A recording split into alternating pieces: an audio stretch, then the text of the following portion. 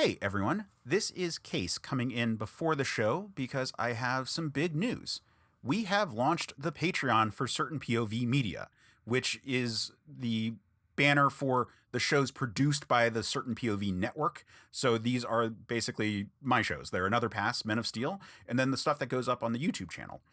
So if you want to support this show, check out patreon.com/certainpovmedia. We've got a ton of great content in the works, and we've got some wonderful people to thank who have joined us at the executive producer level. So without further ado, I'd like to thank Carter Hallett, Sean Muir, Lee Gregor, Memento Young, Logan Crowley, Joe Mastropiero, Nancy and Casey Aiken, and Adam Samtur. You can join them at the executive producer level, or we have all kinds of tiers, including a free one. So please check that out. But now, on to the show. I love this scene where he picks up the Hulk by the ankle. He spins him around so fast, the Hulk turns into like the twirl of Thor's hammer. And then he throws him into a ravine full of cactuses. Yes. And then on the next page, he says, I got to catch up with the Hulk to make amends before this escalates any further. Brother, there is no way for you to make amends for this. You just threw a guy into a cactus hole. He's going to fight you. Yeah, and we cut to the Hulk, and he's like pulling cactus pricks off of his back, and he has another like swear bit where he goes.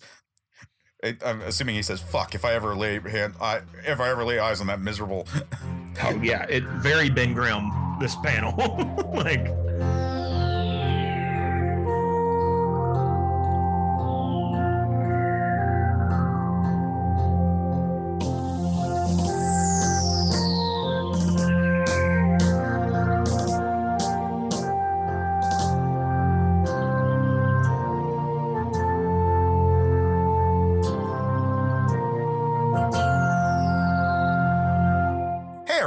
And welcome back to the Men of Steel podcast. I'm Case Aiken, and as always, I'm joined by my co-host, Jmike Folson.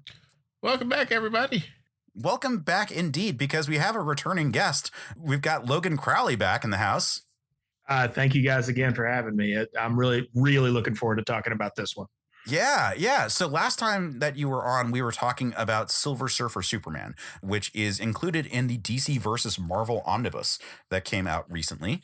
But today we are doing another story in that omnibus, but this time we're talking about the Incredible Hulk meets Superman. This is the Incredible Hulk versus Superman. Oh yeah, much more confrontational than that. No V here either.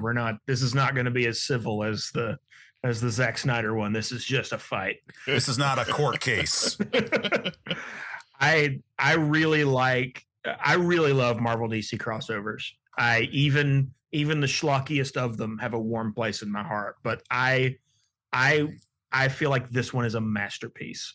This is a great one. Yeah. To me, this is the best any intercompany crossover has ever been. I don't think that any other crossover has ever matched the spirit of both of the comics that we're crossing over as well as this does. This really feels like the styles of the writer and the artist kind of blend into the background, and you really feel like these two characters' specific universes are clashing. Like the two disparate comics are just mixing together in a way that you don't see very often. Yeah, and part of that goes into the nature of how they do this crossover. So unlike last time where we were talking about a story where Superman and the Silver Surfer were from two distinct realities and they were crossing into each other, in this scenario, we are presented with a blended universe from the get-go that then has the additional level of there is a narrative framing device that is set in the present and then a flashback story set in the past, which is the bulk of the story that we're dealing with. And so that past story has this like veneer of antiquity, like there's this retro quality to it, even though there's like modern conveniences that characters present throughout, like there's like cell phones and stuff. It still feels like 60s Marvel, which is a great era of comics and one that I kind of wish Superman went through to a certain degree. Oh yeah. And we're kind of getting that here. Like we're being allowed to have like a full on like Jack Kirby-esque but 60s Jack Kirby era kind of like version of Superman running around in New Mexico with like the Hulk. Like it's great. which Steve Root is the pitch perfect artist for this as well. Oh yeah. He perfectly, he has a thing that looks like Jack Kirby drew him, and a Superman that looks enough like Joe Shuster drew him, and then also gives the whole world an art style that looks like they fit together. Yeah. It just impeccably done. And a zillion different Easter eggs throughout as well that had me really close to the beginning.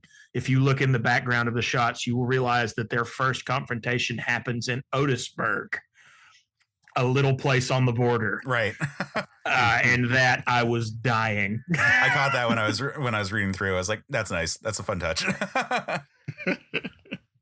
I also, interestingly enough, this comic actually plugs a continuity hole in the Hulk's history, because the Hulk's transition from changing at night versus changing with a ray to changing when he becomes angry happens off camera due to Stan Lee's poor memory in Marvel Comics. He ends the Hulk series changing via the ray, and then when he shows up again in Fantastic Four, I can't remember which issue number right now, but it's the one where they meet in the cave. Right. He has, well, first of all, his name is Bob Banner in the second appearance, but also he now transforms when he gets angry. And that's never really addressed in the comic. But this story, it slots in right after the Metal Master back up in Tales to Astonish. And the beginning of it, Bruce and Rick, there's not an explanation for it really, but they acknowledge the transition of, oh, you changed when you got angry, unlike changing at night. Right. And I love that. It lets you know exactly where in the Hulk's timeline this story fits in. Yeah, it has very clear points where it fits in. Obviously, the Hulk one they address like right after the Metal Man story. And with Superman, the flashback occurs roughly, I think it's between issue 4 and 5 of Man of Steel. And you can tell that because Lex Luthor has hair still. Yes. Hair and Boss Hogg's outfit in this comic, which was certainly a choice. Well, when in Rome. One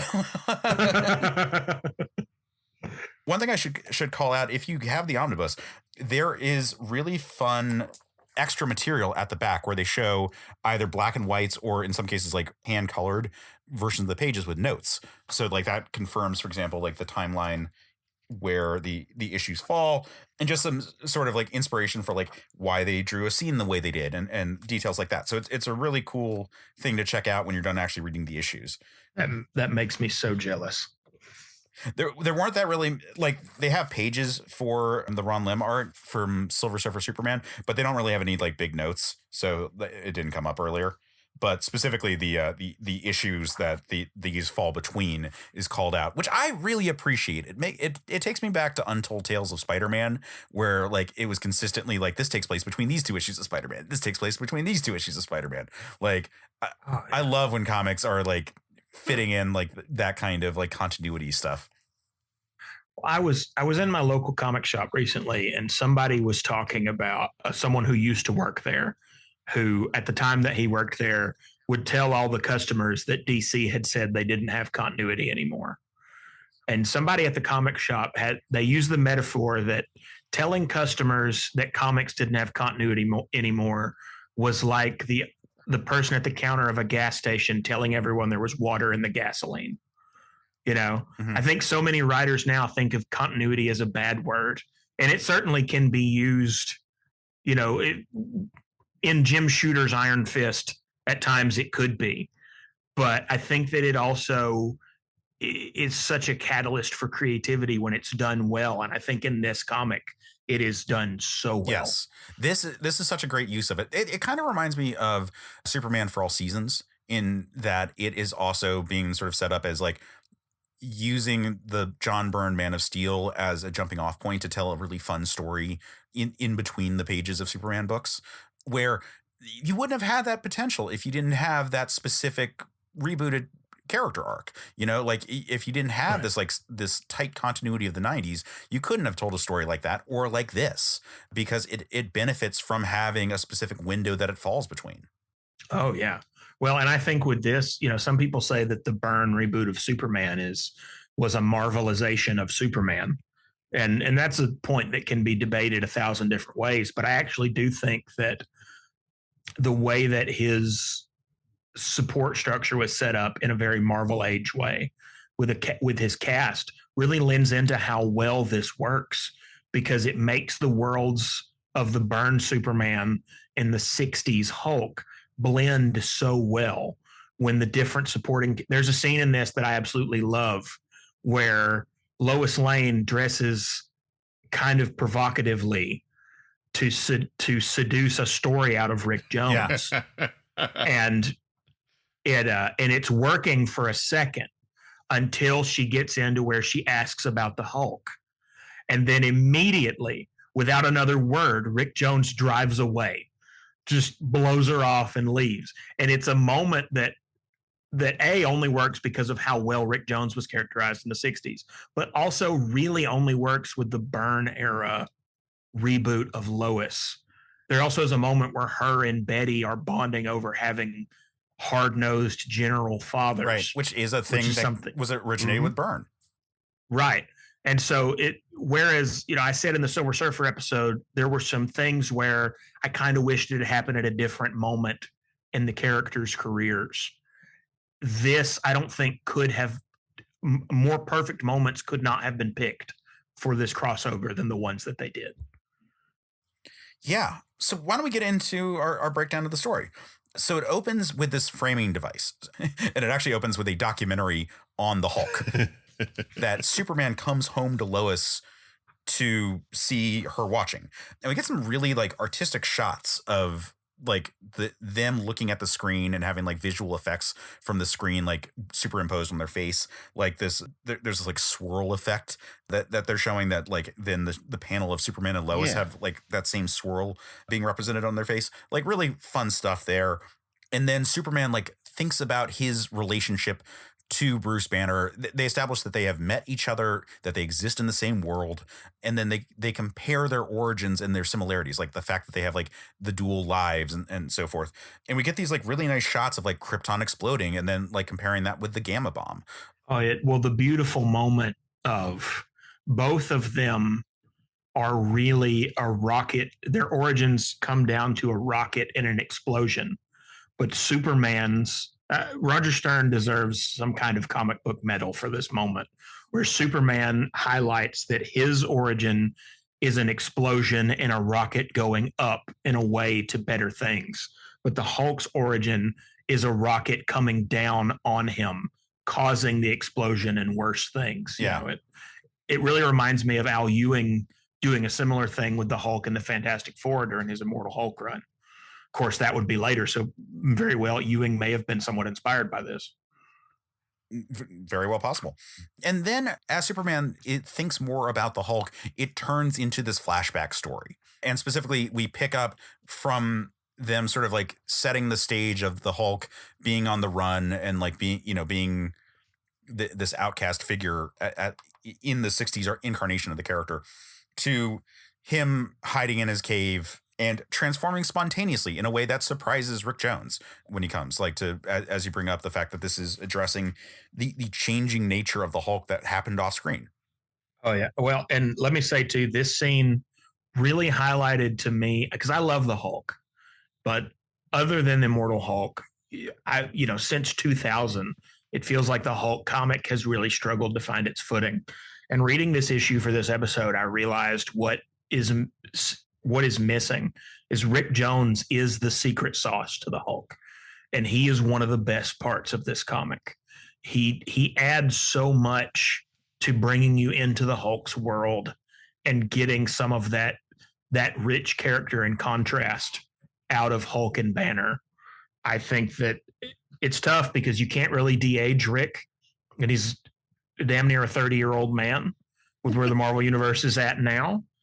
But this kid, like Rick Jones, that's tied into his origin, I think they really should find some way to get this back into the book, because here it is just amazing. Yeah.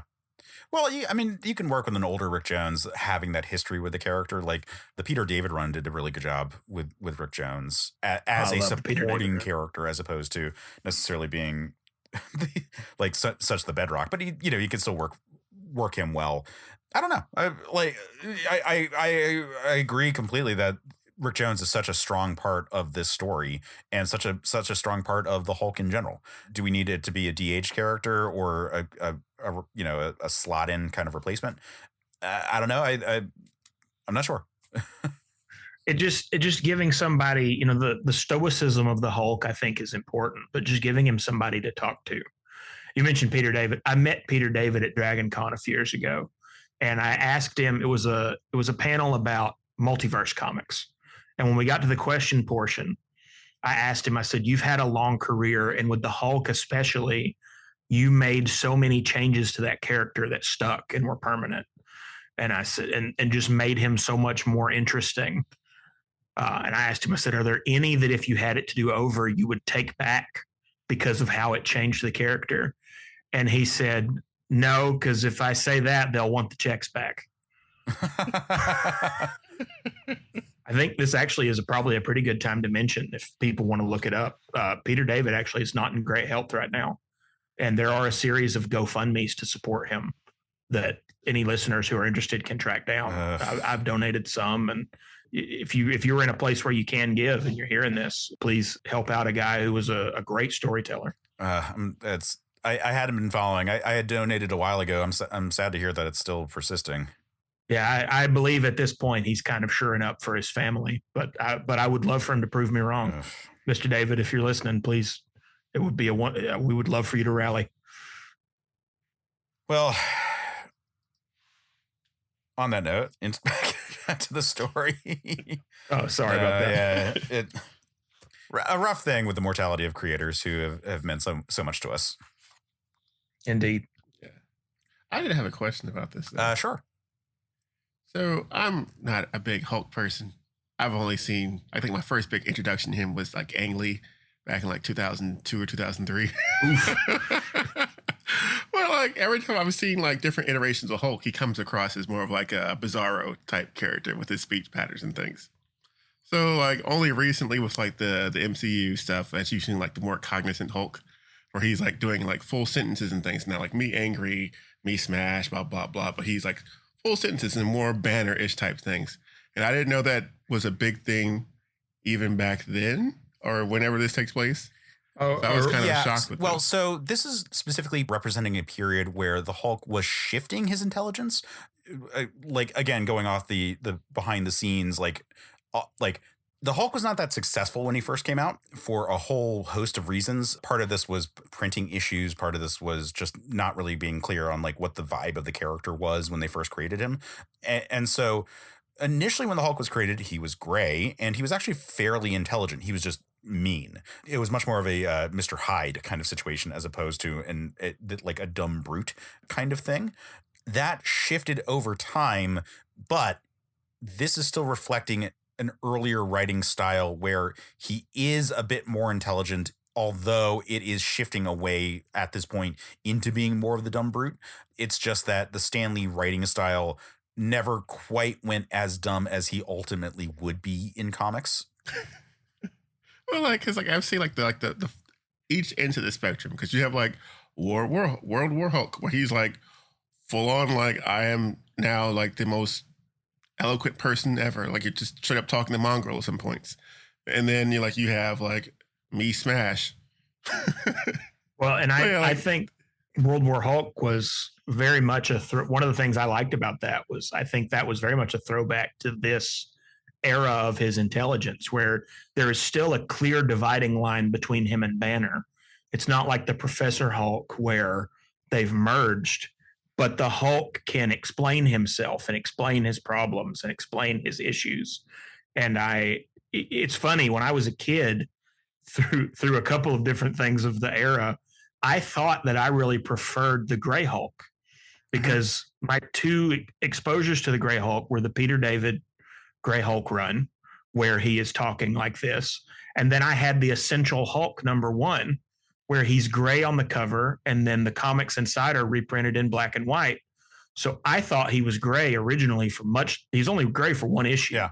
But I thought as a kid, I thought he was gray for much longer than he actually was. I thought he was gray for like 20 issues. So it created a situation for me as a kid where I thought, oh, the Gray Hulk is the smart one, and I just like that better because him and Banner become two different characters that are juxtaposed versus the more modern, just kind of werewolf Hulk or the Cookie Monster one that we got, some years later.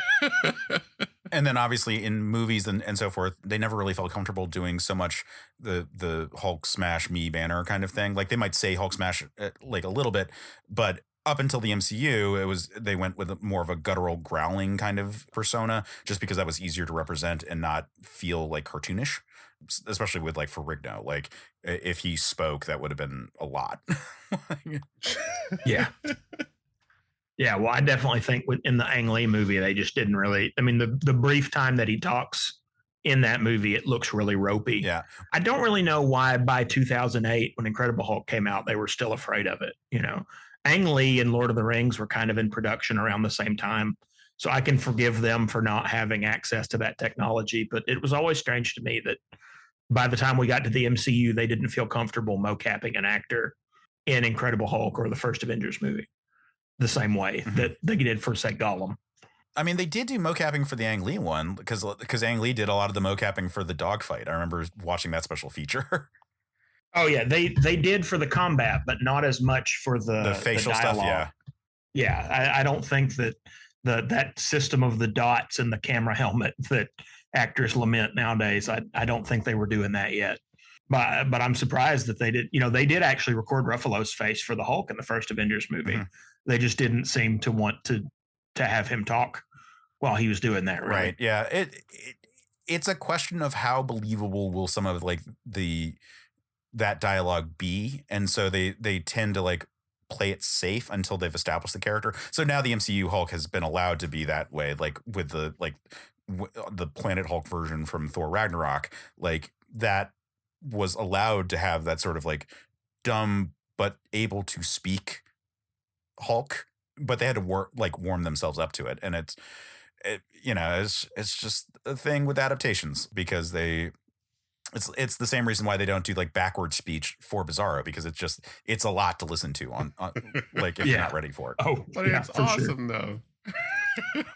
And I will say, if you're listening to this and you're not super familiar with the Hulk and you're only familiar with that kind of MCU grunting version, I think that this comic actually is a great example of how well a talking Hulk can work, because I think there's a lot of moments this book gets inside of his head and shows how he feels about Banner, but also how what the Hulk is feeling really is just what Banner is feeling turned up, that you wouldn't be able to get the same way if he didn't speak.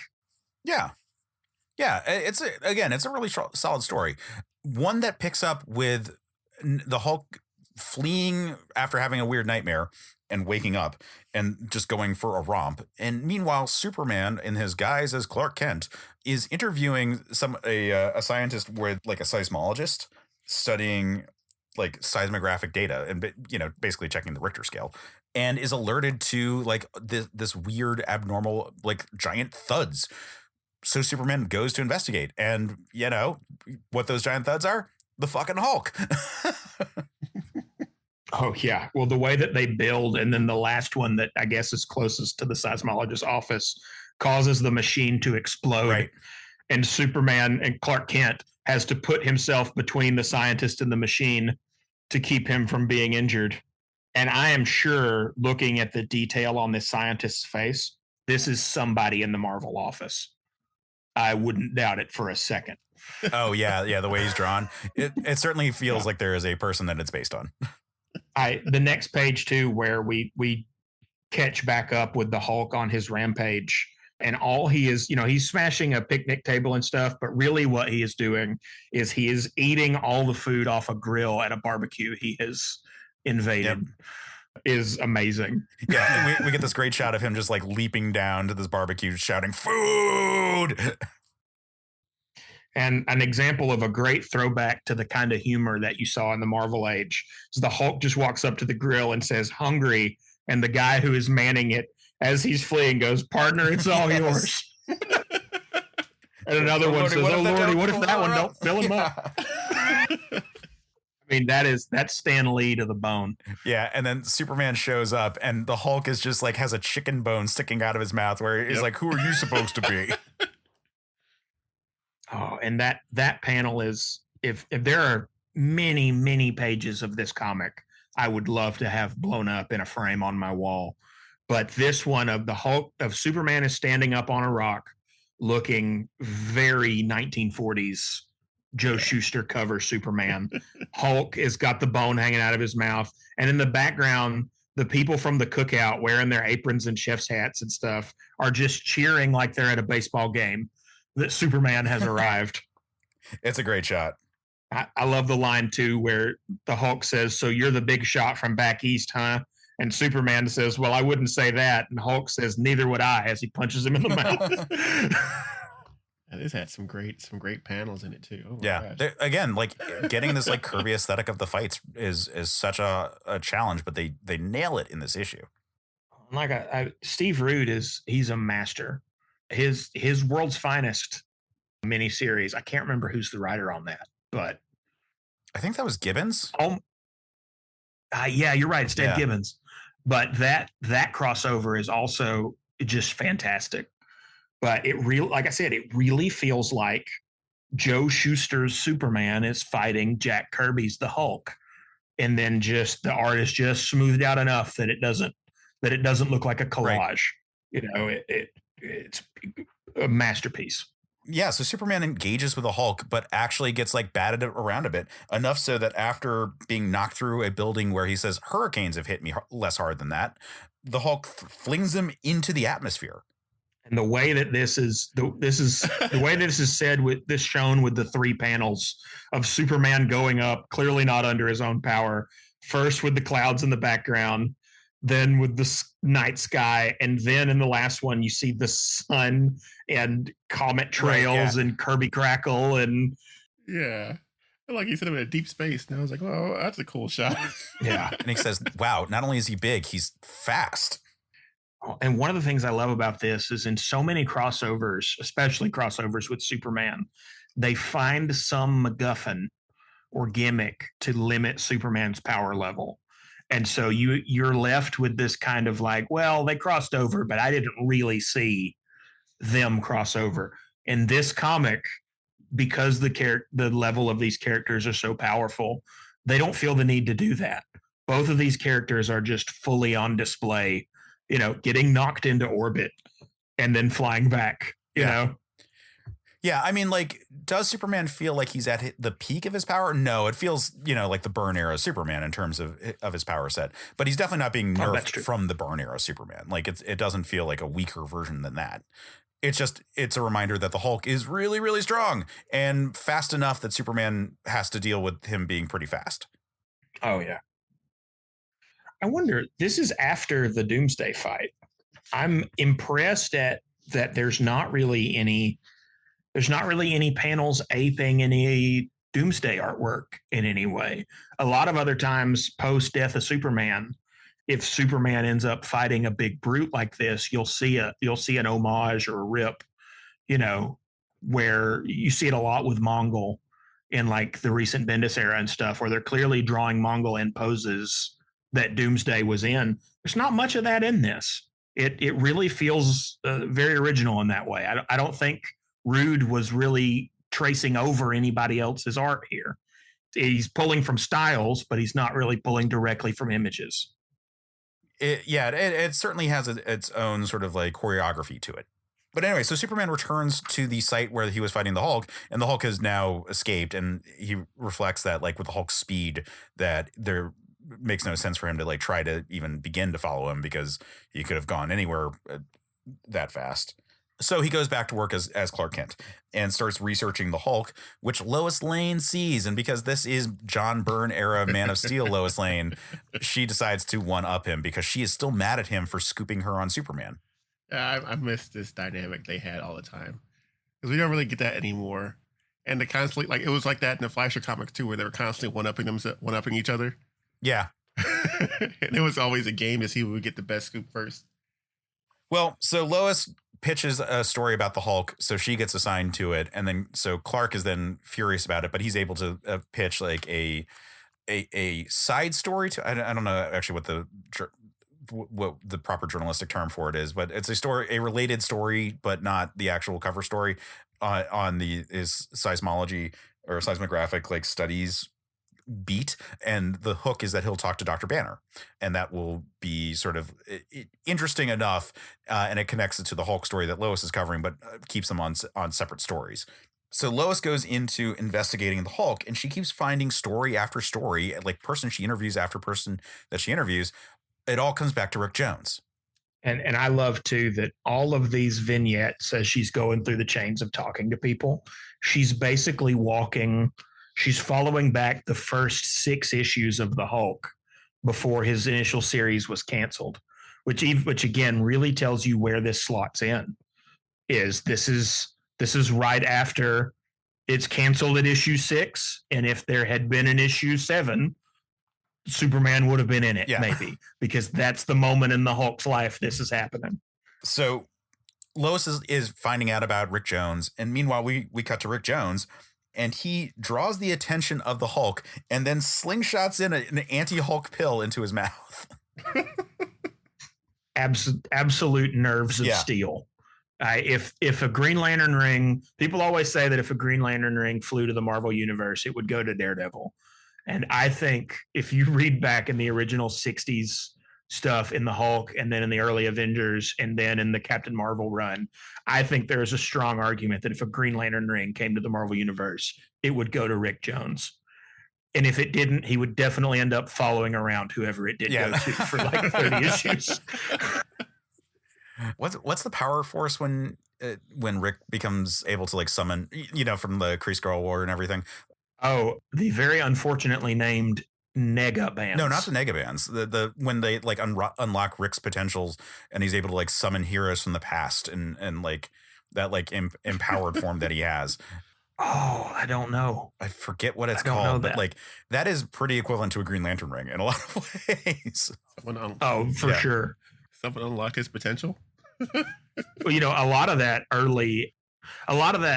blanking on the artist's name right now, but a lot of that early Gil Kane, Captain Marvel stuff, when Rick Jones first got combined with him, you can really tell that somebody at the Marvel office said, if we're going to call this guy Captain Marvel, make him Captain Marvel, because suddenly it's a kid who bangs these bands together and switches places with an adult flying strongman.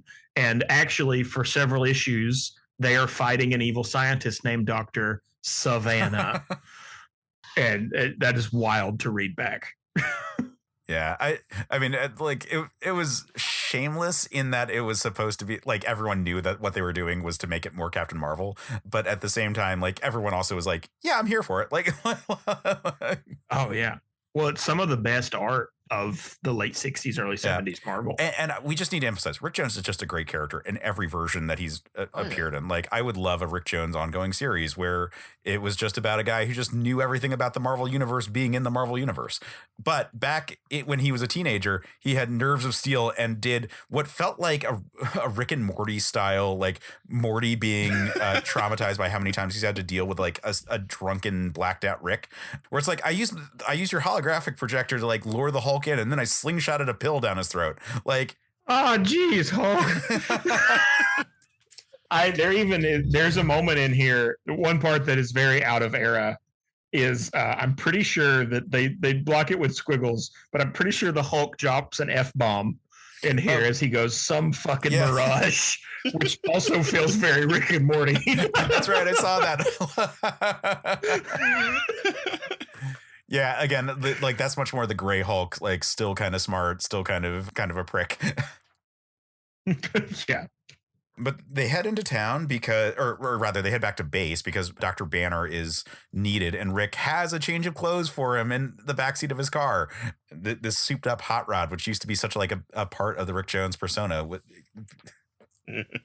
I love that he also has like his Handio League and everything. Like this, it's such a perfect, like, this is the 60s Rick Jones, but there's little details that are of the modern era. Well, and little things too that I'm not sure. I looked in the front and didn't see what year this was actually published. Oh, 1999.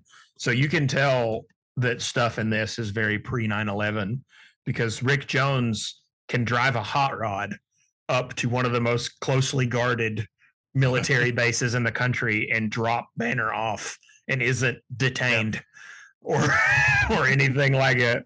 It's like he just like, just walk on in. He's got a card. True story. One time I was driving. So near where my office is an NSA headquarters. And I one time was driving a rental car back to an Enterprise, which was the next exit after the NSA headquarters. And I accidentally got off at the NSA one. And oh, you crazy person. You. I pull up and I'm like, I legitimately got off on the wrong, the check-in toll plaza thing. And I'm like, I legitimately just got off on the wrong one. Please let me just circle around and go away. And they're like, unfortunately, you actually have to pull over here. And I had to be detained and they had to search the entire vehicle. Oh yeah. I'm only about an hour and a half north of Dobbins Air Force Base here in Georgia. And I learned the hard way, if you pull too far into their gate, steel pylons come up behind your car.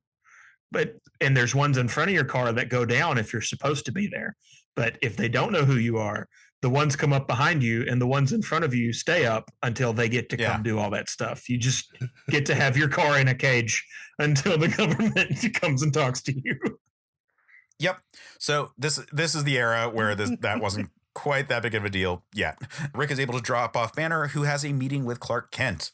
Meanwhile, General Ross comes in and yells at everyone because he's a prick and mentions that there is a corporate VIP here.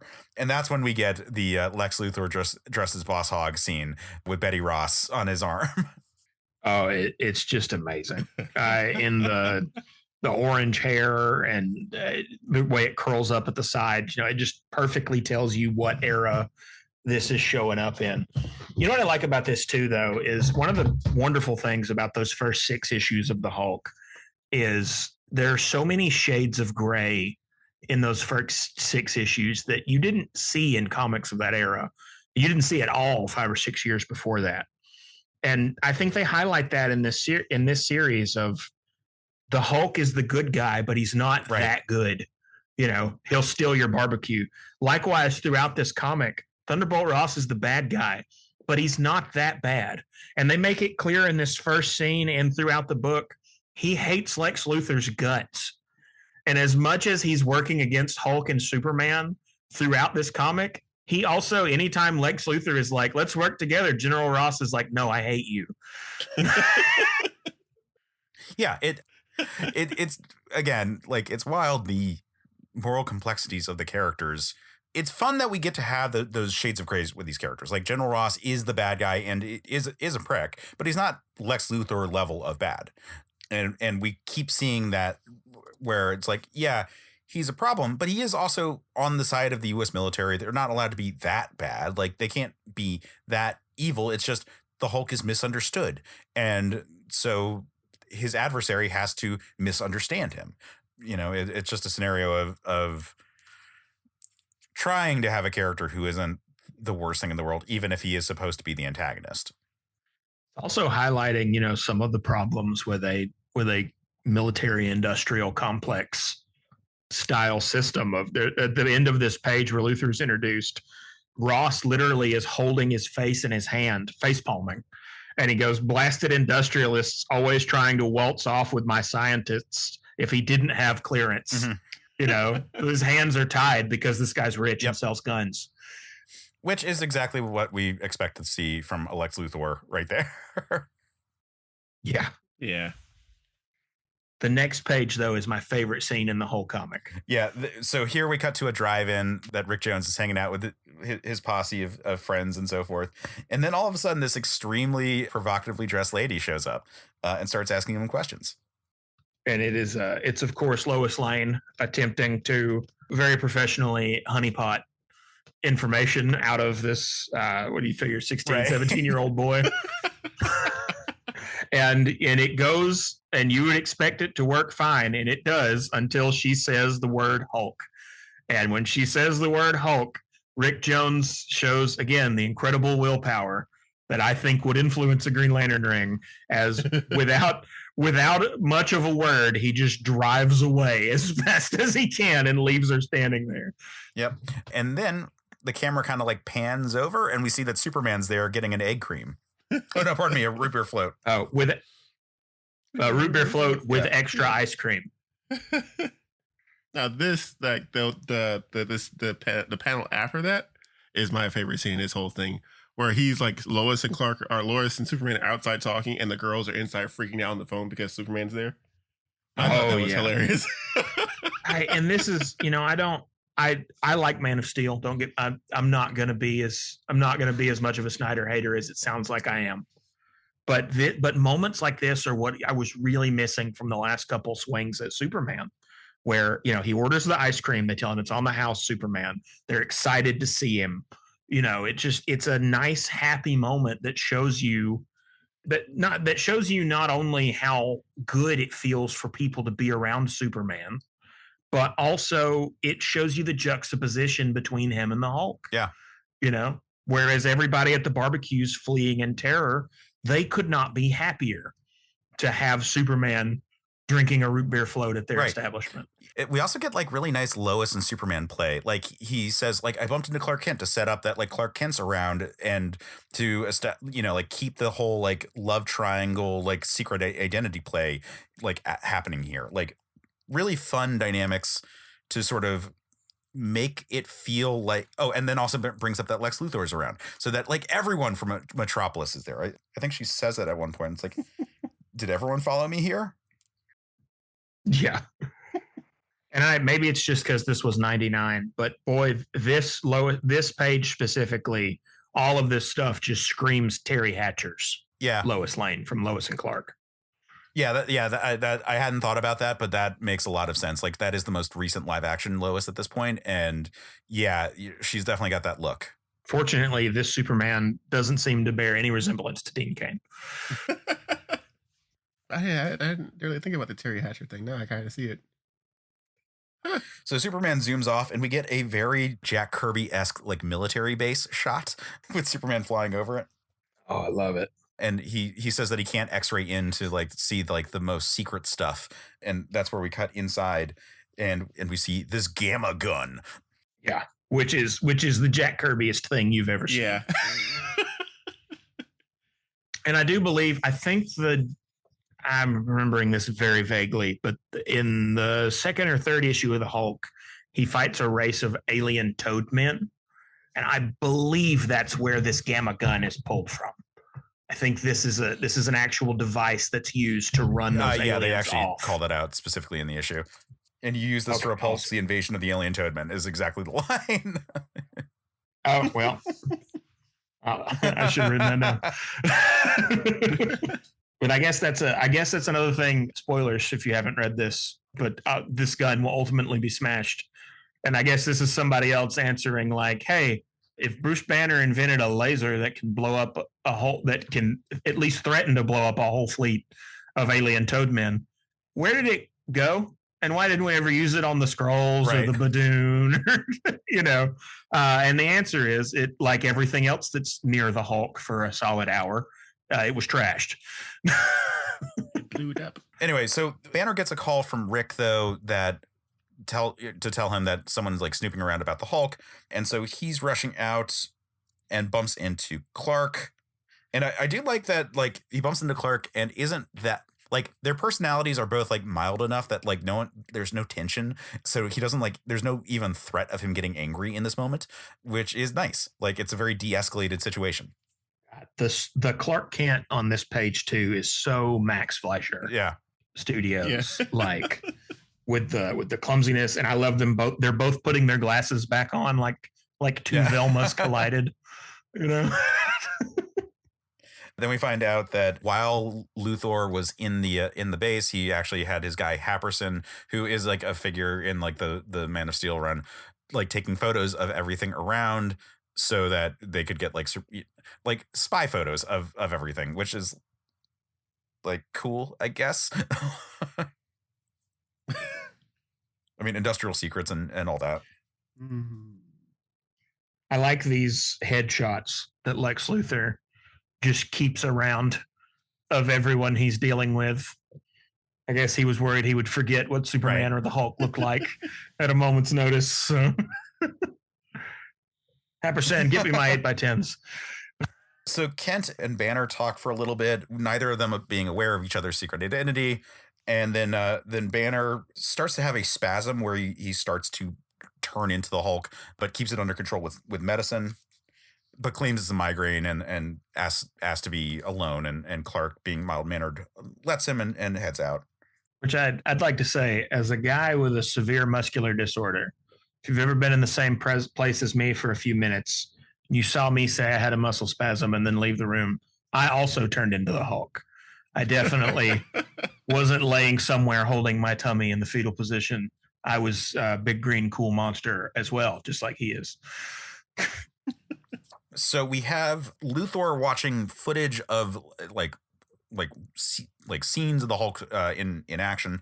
Meanwhile, he's being very weirdly flirty with Betty Ross, because this is 80s Lex Luthor, who is kind of a Trump. Oh, kind of.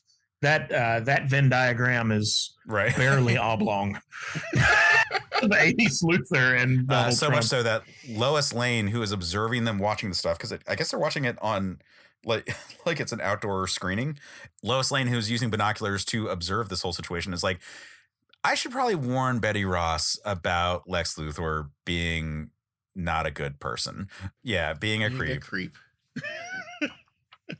You know what's interesting about the Byrne stuff is, and you correct me if I'm wrong on this, right? Because it's been a while since I read through it, but they're actually very clear in Man of Steel that she has never been romantically involved with Lex.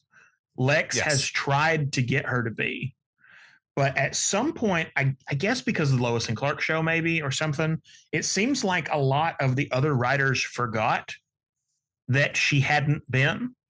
And in this issue and a lot of other issues like it, you see Lois having lines like, I know too well, or I should interview Betty Ross to warn her away from Lucifer, if nothing else.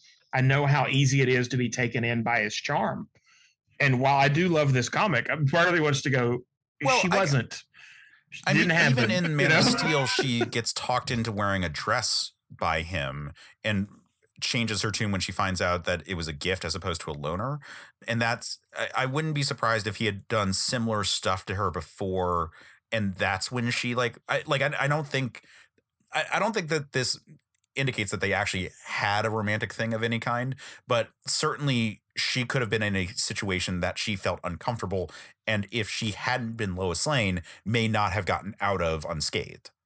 Absolutely. Well, and I think if you read a lot of Betty Ross from this time, she is victimized a lot in the Hulk. She is so naive and innocent and young and eager to please the brash, headstrong men around her that she gets put in a lot of situations where she is hurt because of the powerful personalities of the Hulk and her dad and stuff, and Glenn Talbot and stuff like that. So I think that is one aspect where this is a fantastic callback to who Betty was at the time and the difference between her and Lois. Which we get a nice scene of them talking and sort of comparing. Like we brought up the fact that they both have general fathers, like, which is really interesting. And specifically here, like, how well do they know each other? Because there's only so many generals. Yeah, well, that's a comic book thing of like, and me and my dad actually were talking about that not that long ago, about it's interesting how there seems to be, if in the comic book military, there are infinite generals and captains. There's about 15 sergeants, and you've never seen a lieutenant or a corporal in your life. There's not a lieutenant or a corporal anywhere in a Marvel or DC comic. Yeah. Like they're all captains, generals, or privates. There was, I think it was Captain Future. It was one of the Nidor characters that they adapted in Tom Strong, where posthumously he was promoted from captain to colonel. And then when he was like inevitably revived, he was like, "What's going on?" And it's like, "Oh, colonel." It's like, what are you talking about? That's awesome. Anyway, so Betty and Lois, however, head off, and we're having this whole comparison with each other. And then they apparently get attacked by the Hulk. But we know that this is a decoy plan that Luthor and Happerson were discussing beforehand. Well, especially because this Hulk rides up to them in a tornado like he's Taz. God, can you imagine if Hulk speak was like that? That is basically what I hear in the first Avengers movie. Just that for 2 hours and then puny God. So we cut back to a little bit more of Banner and Kent having conversations and sort of getting into like in very like layered metaphors that they both are reflecting on their respective secret identities as they kind of discuss things. And then we hear about the whole like Banner, or rather the whole Hulk kidnapped Betty Ross thing, and they both rush off because they both are going to. You know, and I love this scene where they're talking right before they rush off too, because it highlights something that I had never thought about before in the Marvel Universe, which is just Clark Kent is such a good guy that Bruce Banner talks to him for a minute, and literally if they don't get interrupted, he's about to tell him that he's the Hulk. Mm-hmm. And it just highlighted to me that if the original Avengers, because the first lineup doesn't have Captain America, so it's the Hulk, Hank Pym, Thor, and Iron Man. And then by issue 2, they've completely unraveled. Wait, and Janet Van Dyne. And Janet Van Dyne. I apologize. But by the time you get to issue 2, it is completely unraveled and the Hulk has stomped off. And then he and Namor are the villains of issue 3. And this scene just highlighted for me that if the original Avengers weren't such assholes, how different things could have been. Because when the Hulk starts acting irate, Tony Stark and Thor especially cannot wait to just start hitting him, you know? Mm-hmm. And if they had just taken a minute to talk to him, how different things could have been. It would have been like the MCU, where they actually stayed together for a while. Oh, yeah, absolutely. But it highlights what's so great about Superman. And you know, people talk all the time about, you know, well, the DC universe seems like such a more polished and friendly place.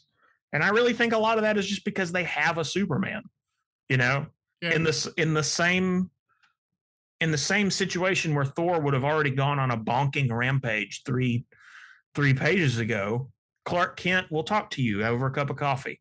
Yeah. Yeah. Like the characterization here in this issue is really good. Spot on. Yeah. So Banner, upset about the whole situation with being framed for a thing that he's not doing, and also his girlfriend being kidnapped by this thing, hulks out and engages with this decoy, which turns out to be a robot. And it's not even supposed to be a robot that's like that good of a robot. Like it's convincing for the layperson, but it's not supposed to stand up to the Hulk in a fight. In fact, it's supposed to be so beaten up that by the time Superman arrives, just a little bit after the Hulk, that it's so broken up that like it isn't obvious that the Hulk was fighting. Like they don't want Superman to come across the Hulk fighting the Hulk. They want Superman just to come across the Hulk towering over Betty Ross, which is what happens. So Superman arrives and doesn't see the parts of the robot anymore, and thus charges right at the Hulk and hits him as hard as he can. And two scenes that I love here are when the Hulk transforms in the passenger seat of Rick Jones's hot rod. And when he jumps out, it blows out the tire on the side that he leapt out at. And Rick Jones at first screams Hulk, and then he goes, "Oh man, that was a new tire." Right. Which is hilarious. But the second scene that I love, when they actually, you see the difference in that budget is not always a good thing. Because this is the second time someone has lured the Hulk in with a decoy Hulk in this issue. Bruce Banner, who is on a budget, was able to do it with a lens and a hologram and basically finished the ordeal with all of the equipment that he started it with fine.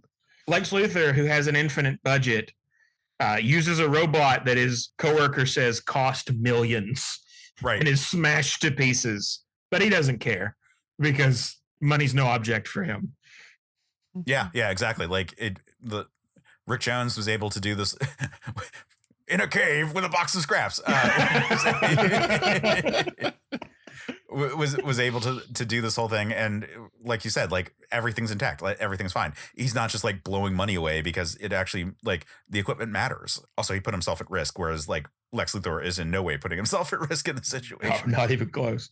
I love the detail here of Steve Rude's art, though, when the Hulk smashes this robot Hulk, and you see the mechanical spine of the robot just like coiling out of its body as it's hit, because it's hit so hard that this thing is just like a spring now. Yeah.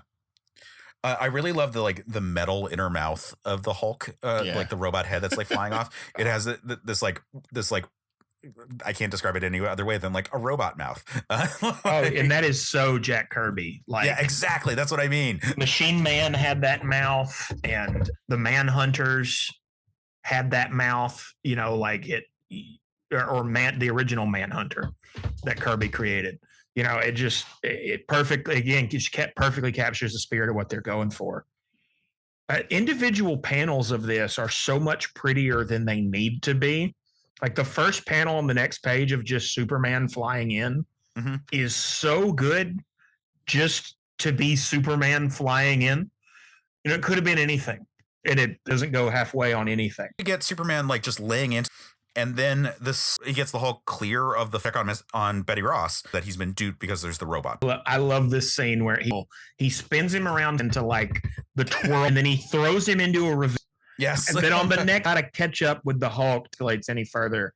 There's no way for you to make amends for this. I had to do a cactus hole. Pulling cactus pricks. And he has another like swear bit. I'm assuming if I ever lay eyes on it very Ben Grimm. Yes. Like, and then when he's like cactus spines, probably a shot that looks like a little, doesn't really matter. Like it's very 60s like Hulk. Looking at the balloon, you know, or anything, I think Superman at all. I think he's trying to talk, set up, let's talk truce. Some, you know, however far away, and the thunder, sir. Right. The sound of them hitting. This is one of the best drawn. Yeah, it's a really good fight. We just get wonderful shots of them, and we bring on both of them. And it's like, he's bulletproof, isn't he? Yeah, that's his morality. I was talking about her with like, what, it'll be all right. Yeah. All right, and then they fossils. That's Superman. Again, very Superman like ducking, but it feels like Fantastic Four. None of these are heat seekers. And a pile of missiles with his feet says, missiles, I hate. So used to get access to the Gamma goes to General Ross. And trying to use but yeah, no, with General Ross whole way being like, stop, you don't know how to calibrate the whole time. Billions, Luthor, like he just part of this where he's like this will be fine. He hates him like 80. Gun will kill everything. So we get a moment which is the Hulk gets fast by Superman. Beautiful. If Bruce Banner is like this nerdy scientist, I just want to. Hey man, how come everything you invent is the worst weapon of mass destruction? Like this timer in his life, bombs and guns that turn people into monsters, and the occasional anti-monster used to turn someone into a monster and be a bomb. I want a writer to bring that up. Bruce Banner in a are turned off.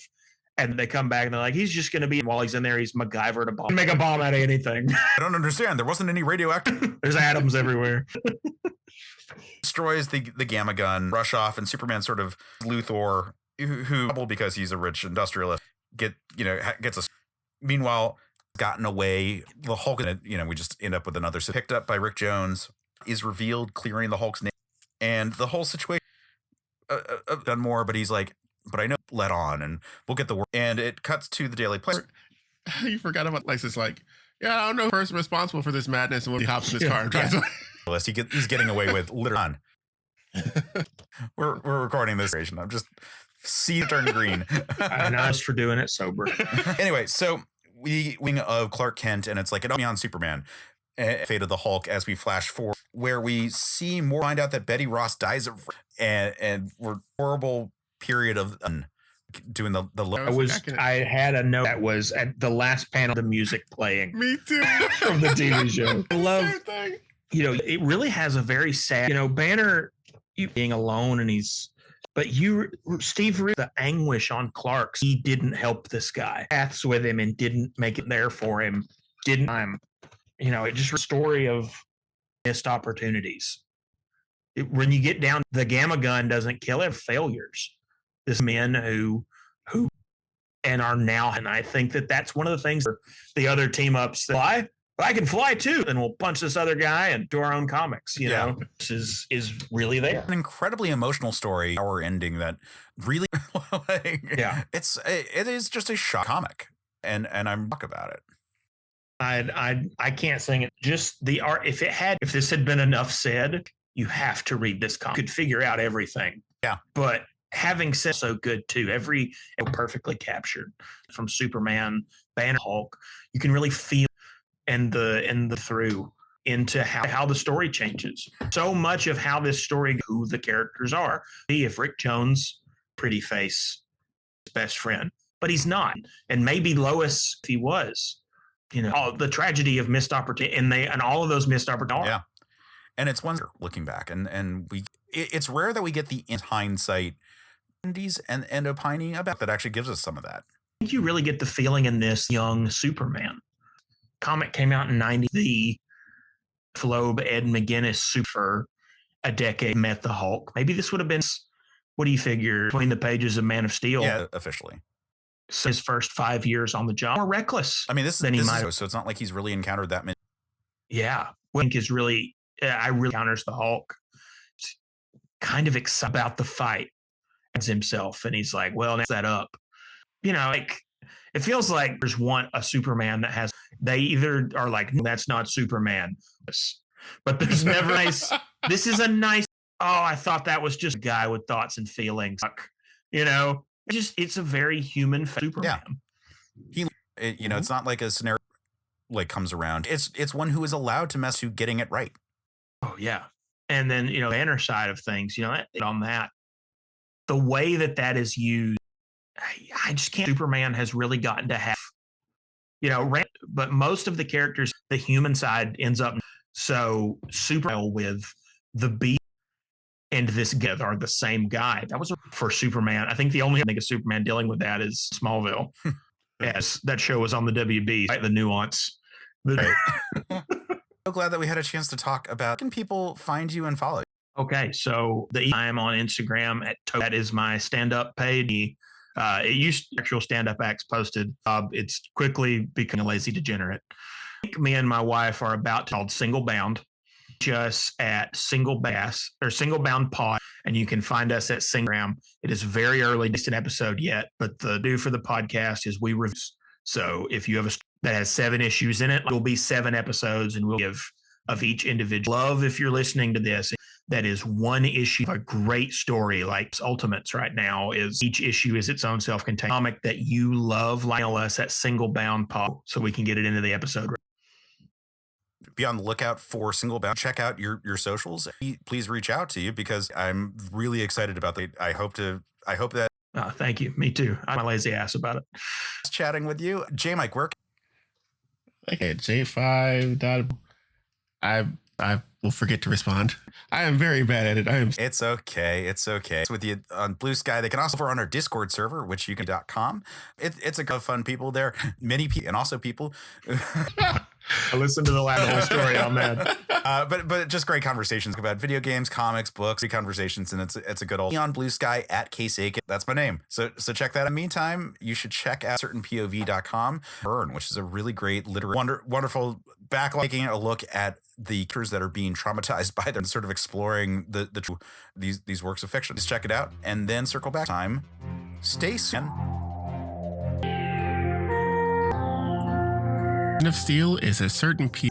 Our hosts are Jmike. The show is edited Ricciardi. Our look and episode art is by. Our theme is by Geoff. Watching your beloved characters burst? Are you sick of all of the painful action? Subscribe to Books That Burn, podcast focusing on fiction. We assume that the characters' reaction, how badly or well they. Join us for our minor discussions and favorite non we love. Find us on Spotify or wherever you get your CPOV.com.